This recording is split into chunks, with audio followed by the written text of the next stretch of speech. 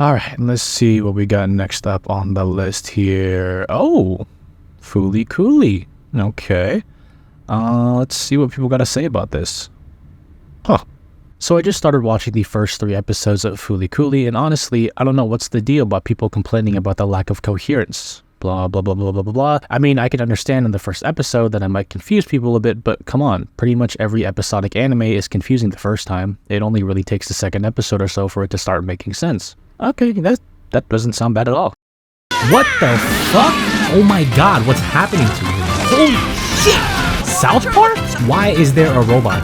Is that Hitler? I think out of all of the anime I'll ever make a video on, Fooly Cooly will no doubt in my mind be one of the hardest shows I think I'll ever have to talk about on this channel. It was an anime I'd always heard about through word of mouth, whether it be from people I had met, a recommendation from a nerdy coworker, or through some podcast that I watched on the internet. Fooly Cooly. Fooly Cooly is just a masterpiece. I've never watched Fooly Cooly. It's 7 episodes and it feels like a fucking 5-hour-long movie. Compact? Now I'm listening. There is like, Fooly Cooly has 24, I would dare say 24 episodes worth of material packed into 7 episodes. I would agree with that. Yeah. For me at least, it was the one show that I would hear about once in a while, but the conversation would never go beyond 1, how good the soundtrack was, and 2, how batshit insane the anime is.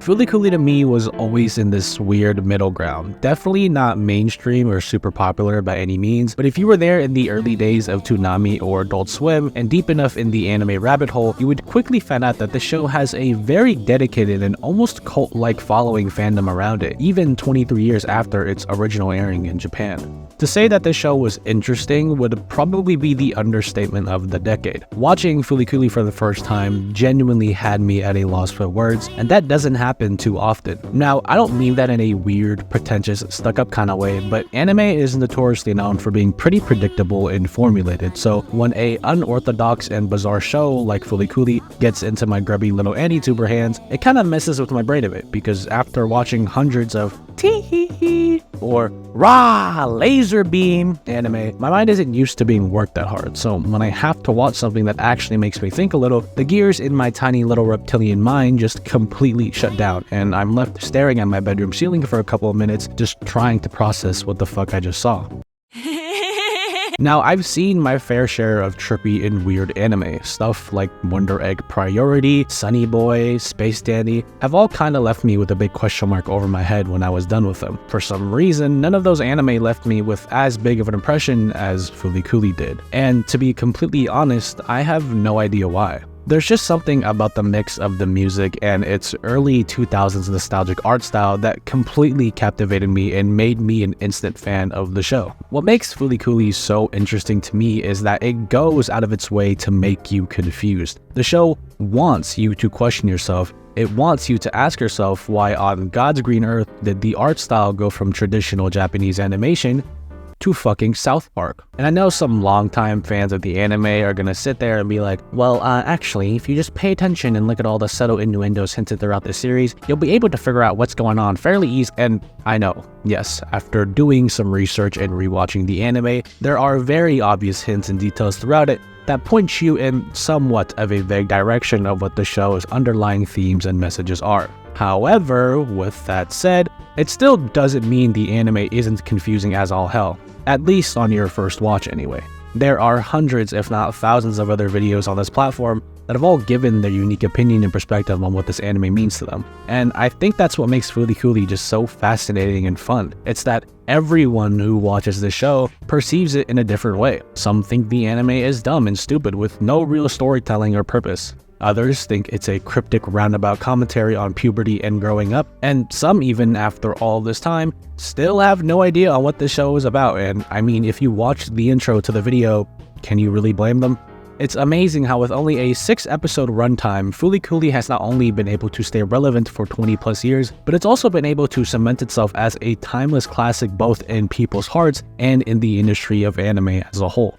So today, I thought I'd try to tackle this wacky, mind-bending roller coaster of a show and give you my personal thoughts and opinions on Fooly Cooly. I guess with that, we should go and start with the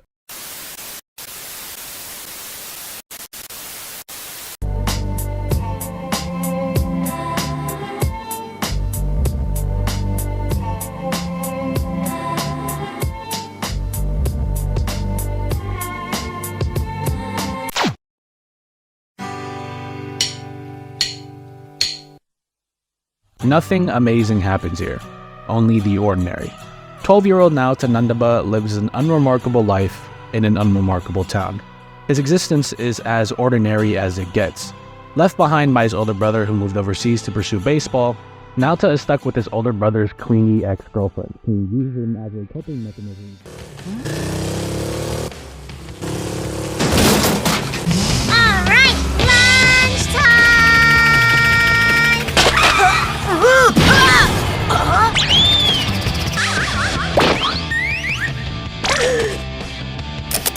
He's dead! I lucked out! Round 2. Knockout? Caught up in the crossfire of one of the most memorable character entrances I've seen in an anime, Naota gets hit in the head with a guitar belonging to the mysterious and eccentric girl Haruko Haruhara. And, instead of just like bleeding or maybe getting a bruise like how any other normal person would, he gets a bump on his head. And you're probably wondering, oh, a bump, that's pretty normal, people get those, especially when you get hit in areas like the head. If you get hit hard enough, a bump can form it. Oh my fucking god, what is that? But hey, okay, so what? It's just a big bump on his head, a little bruise, never killed anybody. What's the big deal? Wrong, bitch. A robot with a TV at its head comes out of the bump that's on Naota's head and then proceeds to fight a ripped off arm of another robot that came out of Naota's head. TV robot wins the fight. Haruko, the pink-haired girl from before, grabs the same guitar, hits TV robot head with it. TV robot changes colors from red to blue. And if you learn anything from video games, it's that red is bad and blue is good.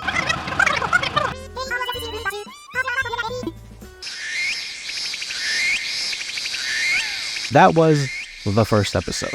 Hopefully now you all have a better understanding of what exactly we're dealing with here. I wasn't gassing this anime up for no reason. It's genuinely impressive how they're able to just cram so much content into these 20-minute episodes. On your first watch, there are going to be so many small little details and pieces of information that will just completely fly over your head because of just how much is going on. This anime doesn't treat you like a dumbass. It's not going to sit there and monologue everything to you that's happening in that exact second, or give you an exposition dump that does absolutely nothing but waste 5 minutes. It actually kind of does the exact opposite. It treats you a little too smart, honestly.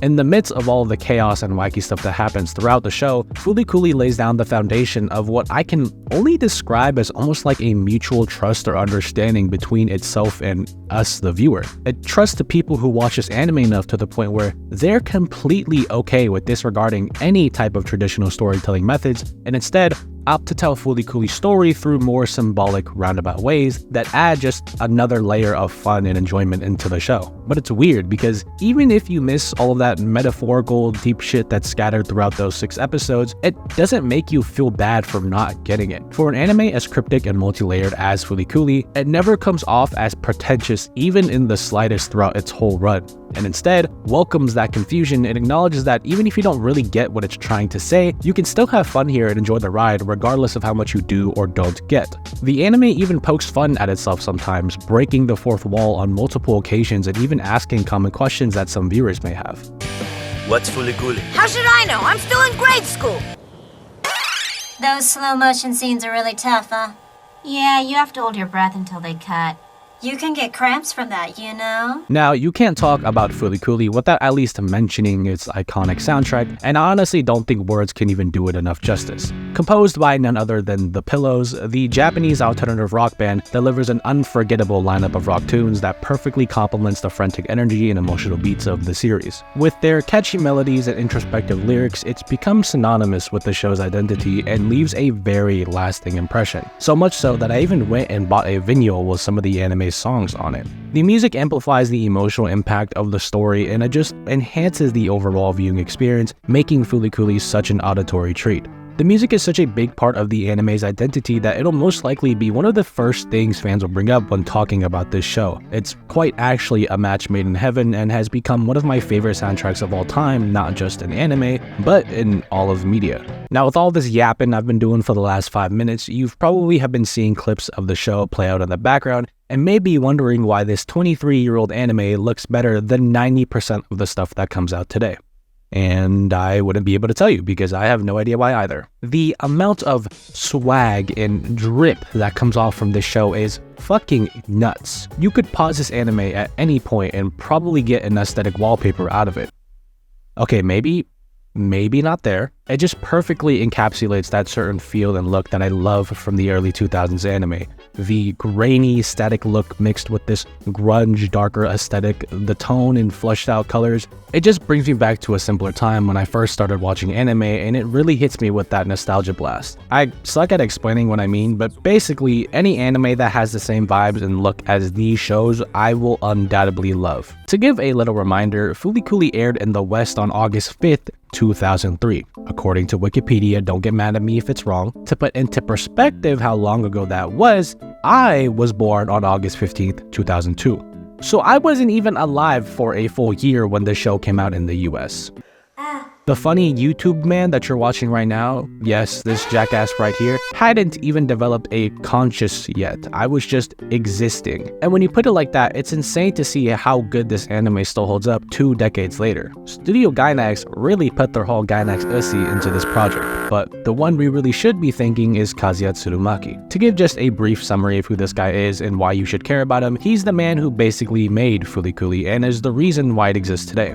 And this isn't just some random nobody that came out of nowhere. Tsurumaki was a long-time animator at Gainax way before working on Fooly Cooly and had a hand in helping make some of the studio's greatest hits, most notably being the assistant director of one of the most iconic anime of all time, Evangelion. The creator of Evangelion himself, Hideaki Anno, has even stated multiple times that Tsurumaki is his protege and or successor. I don't know about you guys, but if one of the most legendary Japanese directors of all time calls someone his successor or protege, I think bro got enough street cred to make him valid, but that's just me. Anyways, to go back to Fooly Cooly, a majority of its success can be attributed to this man right here, and the reason for why and how this anime came to be is honestly really interesting and cool. Now, before we get into it, I just want to give huge credit to this blog post that I found while researching by Andre Huang. I'll leave a link to it in the description because I highly recommend that you all go check it out. A lot of the information that I'm going to be relaying to you all in this part of the video is all credited to this guy, and it just felt wrong talking about this without even mentioning this Giga Chad. So please, go check out his work. This part of the video would not have been possible without them.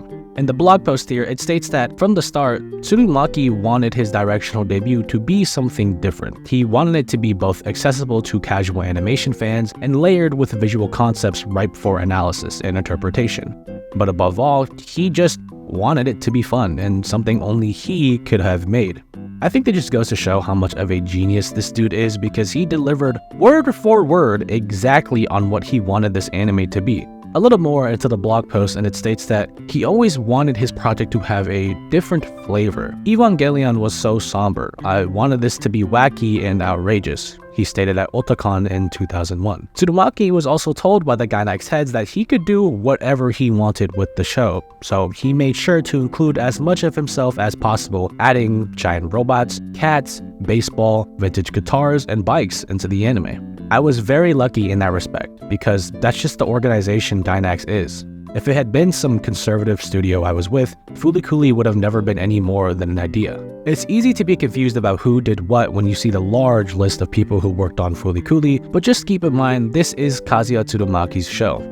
Now, to be fair, there is a lot of influence by animation directors and key animators who brought their own unique styles to the show, and obviously some ideas that came from staff members, but for the most part, everything here is because Tsurumaki wanted it there. Fooly Cooly is the textbook definition of what a passion project should be. It's the blooming artistic vision of a young man who was given full creative freedom to do whatever the hell he wanted. In my opinion, Tsurumaki's vision from back then is something that till this day will never be replicated successfully even by himself, and we have a prime modern day example of this. Now, I haven't seen Fooly Cooly progressive or alternative, but from the opinions that I've gathered from multiple forums on the internet, they're both not very good, at least to a majority of the fan base. Tsurumaki, from what I know, did not participate in making these sequels, but I think the example still stands. The original Fooly Cooly was an anomaly. On paper, this shouldn't have worked, but it did. And not only did it work, but it went on to become one of the most timeless and well-respected anime that came out of the early 2000s. The stars really did align for this show, and it's a situation that I feel we will never see again in modern anime. It's a relic frozen in time that represents just how crazy anime in the industry was back in the day, and I think that's why it's beloved by so many people even now. Fooly Cooly may leave you with more questions than answers, but that's part of its charm. It mirrors life's unpredictability and the whirlwind of emotions we all experience as we grow up. I have yet to see another anime capture that feeling of teenage desperation as well as Fooly Cooly. That desperation to figure it all out with no idea how. That unexplainable feeling of hopelessly chasing after an answer to a problem that you aren't even sure is a problem to begin with. And I think that's why Fooly Cooly resonated with so many people both from back then and even now in modern day. We were all like Naota at some point in our lives, and sometimes just knowing that you aren't the only one is enough to get you through one more crazy day.